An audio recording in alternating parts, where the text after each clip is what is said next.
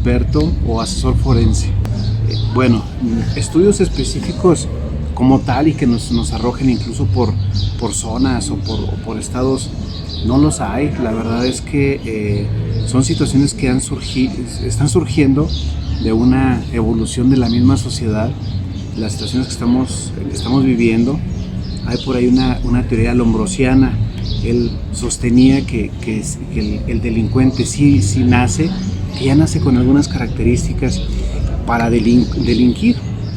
Y bueno, después la ciencia le contrarrestó esta teoría y le dijo que no, y se ha demostrado que el delincuente se hace, no nace. Si bien es cierto, pues a lo mejor tenemos un mínimo de maldad, pero no es así como para ejecutarla de tal magnitud. Yo creo que el delincuente se hace, y se hace porque va en función del entorno en donde él vive. En este caso, no, en los casos, el más reciente de Torreón, es una situación interesante y no debemos de dejarla a un lado, no debemos de hacernos de la vista gorda. Aquí hay algunos aspectos a considerar, porque pueden pasar en cualquier estado, en cualquier región. En nuestro estado pueden pasar, por supuesto, porque el problema versa en el tejido familiar. La verdad es que el ser humano, la vía de aprendizaje lo hace a través del ejemplo, y el ejemplo lo obtiene en casa, lo obtiene con sus padres, con sus tíos, abuelos o con personas representativas para ellos. Y estamos hablando de los primeros años, a los 10 años, a los 12 años, en donde están, todo lo que observan, están aprendiendo, lo están almacenando. Y bueno, aquí hay algo interesante en ese caso de Torreón. Una persona de esa naturaleza, de esa edad, que son 12 años, me parece, no es posible que tenga el conocimiento, es decir, no se nace con ese conocimiento de la manipulación de las armas de fuego. Entonces aquí contrarresta esa idea de que ya tenemos ese conocimiento previo. No es posible, es a través del ejemplo. Si tomamos a una cantidad de personas, 100 personas por ejemplo, de esa edad, y les damos un arma de fuego para pedirles que la manipulen, no todos lo van a hacer, habrá quien ni siquiera la quiera tocar. Entonces, para poder manipular un arma de fuego, como lo hizo este jovencito, se requiere conocimiento previo. Las armas de fuego, todas tienen un seguro, y se ocupa cierta fuerza, incluso para accionar el gatillo o el llamador, como también se le conoce, para que esta accione y se dé el disparo como tal. Las armas no se disparan solas, son instrumentos mecánicos diseñados para ofender o defenderse, y que bueno, ello tiene que ir de la mano con un conocimiento. No sé, hay personas que tienen 30, 40, 50 años y no manipulan un arma de fuego porque no tuvieron ese conocimiento previo.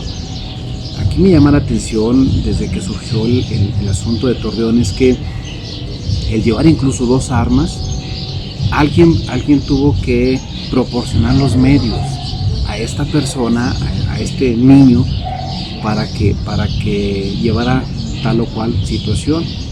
La maestra tenía poco de estar en contacto con él. No creo que el coraje haya sido hacia la maestra, la verdad que no, pero sí es una información que la aprendió por vía del ejemplo.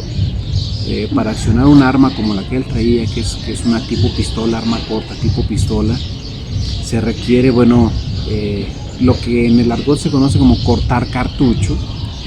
Y aquí este caso es jalar el carro corredera hacia atrás con cierta fuerza para que el cartucho suba a la recámara y a su vez esté listo para cumplir su objetivo. Entonces se requiere una fuerza, se requiere primero tener la fuerza para sostener un arma, luego abastecerla, colocarle el cargador, después jalar el carro corredera para cortar ese cartucho, luego liberar el seguro y luego apuntar y disparar. Es decir, son varios movimientos que se requiere el conocimiento en ese tenor para poder accionar un arma. Después de eso viene el apuntar, porque bueno, pues él apuntó, porque no creo que haya habido disparos fallidos en la información que tenemos del caso. Entonces, pues es una persona que no es la primera vez que usa un arma de fuego. Ya antes la había usado, en Anjo haciendo un par de disparos, pero no es la primera vez que manipula un arma de fuego. Si fuera la primera vez que manipula un arma de fuego sin conocimiento, no pasa nada. No pasa nada porque se requieren ciertos pasos o ciertos conocimientos básicos para usar un arma. Y vamos, el llevar un arma no está justificado, pero el llevar dos armas ya hay un deseo, ya hay una intención definida por ejecutar. No proviene de un juego. En un juego no te enseñan paso a paso cómo manipular un arma, si es que la tienes a la mano, porque luego aquí viene otro interrogante: ¿y dónde conseguiste el arma de fuego? Por sí solo no pudo haberla conseguido. Entonces yo creo que esta parte proviene necesariamente o tiene que ser observable, que el problema viene de la familia, independientemente quién se le haya proporcionado los medios, quién lo haya enseñado. Alguien lo enseñó, no trae ese conocimiento. Y por otro lado, no podemos atribuirle del todo a una familia desintegrada que tenga ese tipo de problemas. Por supuesto que no. Hay familias, por ahí decían los noticieros, que porque no tenía papá o estaban separados, algo así. No es atribuible directamente. La verdad es que hay personas que por alguna razón no tienen papá y son ejemplos a seguir. Hay personas que no tienen mamá, se quedan con el papá y son ejemplos a seguir. Entonces volvemos al origen del problema. Necesariamente se requiere un conocimiento, proporcionarle los medios para llevar a cabo dicha acción como tal. Entonces él fue, creo yo, que pudo haber sido un medio de alguien más tuvo que haberle enseñado y proporcionado los medios. Por sí solo difícilmente lo hace. Es una mente muy pequeña, en donde, por muy maléfica que sea, aún así requiere conocimientos básicos de arma de fuego. Entonces, en ese sentido, no hay estudios específicos, porque la persona que comete un delito se fortalece en el medio en que se desenvuelve. Y aún así se puede convivir con personas que delincan, pero si él tiene fortalecido los valores, que ese es un tema crucial, un tema muy fuerte. Si él tiene los valores que solamente se enseñan en casa, entonces él difícilmente va a tomar participación en un caso de esa naturaleza, difícilmente. ¿Por qué? Porque primero va a pensar que hay que respetar, que si hay objetos que no son de él, bueno, pues es robo. O sea, previo a eso lo va a evitar. Será muy difícil que cuando tenga bien cimentados esos valores pueda acceder a cometer algún delito. Entonces, el problema va en donde nos falta construir el tejido familiar, fortalecer los valores, y no es aplicable a una pareja o a una familia desintegrada. No aplica. Aplica el que nos encarguemos de nuestros hijos de estar en contacto y saber con quiénes se juntan, a qué hora salen de la escuela, cuáles son sus amiguitos, etcétera. O sea, involucrarnos. Siento que estamos perdiendo esa parte que es muy crucial, y bueno, pues ahí está el resultado. Es el resultado de una ausencia de valores, una ausencia de respeto a las demás personas. Siento que puede ser en ese sentido. Aquí hay una situación también interesante. Por sí solo no puede surgir una idea criminosa como la conocemos. No se levanta alguien y dice: ahorita voy a ver a quién mato, a ver a quién golpeo. Siempre hay un antecedente del comportamiento del ser humano. Y vamos a regresar otra vez, tal vez a lo mismo, porque entonces, si yo no estoy atento, ¿cuál es el comportamiento de mi hijo, de mi hija? Entonces no voy a poder detectar esos pequeños puntos ámbar que en su momento van a detonar. Hay quienes en las redes sociales nos dan toda la información y ya nos dan un adelanto, pero cuando no los pelamos, por así decir, o cuando no les ponemos atención, nos pasa desapercibido. La verdad es que cuando conocemos ese círculo de amigos, ese círculo de compañeros, ahí podemos encontrar algunos parámetros que nos van a orillar o que podemos incluso prevenir, porque ya lo está manifestando de una otra manera. Sería interesante el caso de este chico, poder extender un poquito más la investigación a con quien se juntaba. Ahí está la respuesta. Él, bueno, pues él ya no está, pero ahí está la respuesta. Su comportamiento ya traía un antecedente, y no es necesariamente por juego, difícilmente es por juego, déjalo por juego, porque ya es un juego con una proyección muy definida y muy alta a cualquier otro juego, incluso a tipo bullying, etcétera, etcétera. Entonces, sí hay indicativos, pero vivimos tan aprisa, vivimos tan rápido, levántate, ir a trabajar, regresar, bla, bla, que todos esos aspectos insignificantes en su momento, pero muy significativos tiempo después.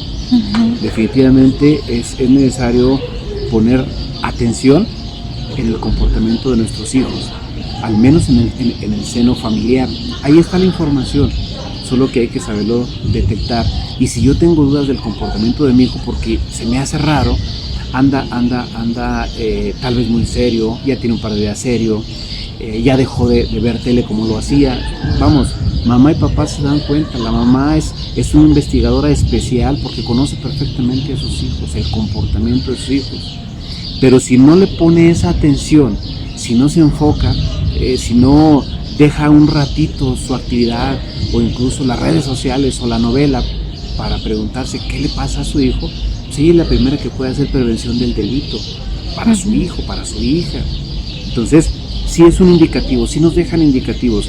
Es muy complicado que simplemente me levante y vaya y cometa un delito. Es muy difícil, casi imposible. Siempre hay un antecedente y sí hay pequeños marcadores que nos indican que algo va a suceder, no definido, pero sí que algo va a suceder porque empiezan a modificar su comportamiento. ¿Y dónde lo modifican? En casa. Entonces, el problema está en casa. Y aquí no es que las autoridades tienen la culpa. O sea, ese es otro tema que tal vez en su momento puede estar ligado, pero el caso en particular, el que un niño de esa edad traiga un arma de fuego y haga ese tipo de eventos, tipo de delitos, pues no hay otra explicación más que fue la poca vigilancia y poca comunicación y poco arropo de la propia familia, definitivamente. Aquí sí pueden por supuesto, pero hay un tema interesante que vamos a tener que separar o vamos a tener que analizar: el respeto al niño o al ser humano, que en este caso es un niño. Entonces, ¿qué sucede? Si la vigilancia la tenemos en cada hogar, yo me cercioro que mi hijo lleve solamente el lonche. O sea, pero vuelvo a lo mismo, yo tengo que ser responsable de los míos. Si a mí me consta y yo reviso la mochila y le acomodo los libros y me doy cuenta que lleva sus libros y que lleva su lonche, que se lleva un refresco tal vez, un agua, pues no hay necesidad de que la escuela se comprometa o que las autoridades entremos en esa dinámica que si reviso o no reviso. Porque luego habrá quien diga, no puedes revisar a mi hijo, y tiene razón, vamos, para que se dé la revisión, pues vamos a ir a lo mismo, que se necesita una investigación, una sospecha. Entonces, si en el seno familiar tomamos esa responsabilidad, no hay necesidad de ninguna revisión de mochila. Pero si no tenemos esa responsabilidad y queremos que la escuela lo solucione, que lo solucione una policía, yo creo que estamos incorrectos en ese sentido. Entonces, cuando esa parte de familia no lo haces, o sea, cuando no asumes tu responsabilidad como tal, pues entonces sí justifica que otra persona lo haga para prevenir una posible comisión del delito. Entonces, de una escuela habrá quien sí vigile a sus hijos qué llevan, que estén al pendiente, y otros que no. Entonces no podemos generalizar, porque luego nos genera un conflicto. Oiga, un momento, si usted me pregunta, yo le digo mi hijo qué lleva, y lleva esto y esto y esto, y yo sí estoy al pendiente. Y habrá otra persona que diga, oiga, ¿qué trae su hijo? No sabe.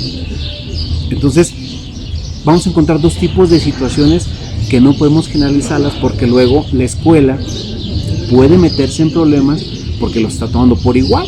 A fin de cuentas son alumnos, pero de donde vienen, el origen de donde viene es diferente. Entonces sí se puede hacer revisión mochila con una justificación que tratar de prevenir justamente alguna situación de esa naturaleza, pero una revisión mochila con educación, con mucho respeto. Con mucho respeto, pero yo creo que antes de hacer una revisión mochila, comprometer a los papás que ellos sean los primeros que nos ayuden. Y ya después, bueno, pues si no se logra ese objetivo, entonces ahora sí las autoridades de las instituciones pueden hacer una revisión, pero siempre nos va a generar un problema. O sea, siempre habrá mamás que digan, espérame, no toques la mochila de mi hijo. Habrá, siempre va a generar un problema. Y entonces, hasta cuando sucede un problema por la no revisión, como que uno dice, bueno, pero mi hijo no. Bueno, es que no podemos saber, porque no se nos permitió. Es complicado, pero sí se puede hacer. La verdad que se deben de establecer políticas que justifiquen esa acción para hacer la revisión, y no tanto así revisión porque me suena así como que me vas que vas a esculcar un poco más allá de mis útiles, sino más bien, no sé, buscar otra palabra, otra forma de llamarle para detectar algún tipo de problemas, que incluso que lleven un exacto, por ejemplo, que no se les permita, que también es muy lesivo, ese tipo de objetos, pero el origen es la casa, es el hogar definitivamente.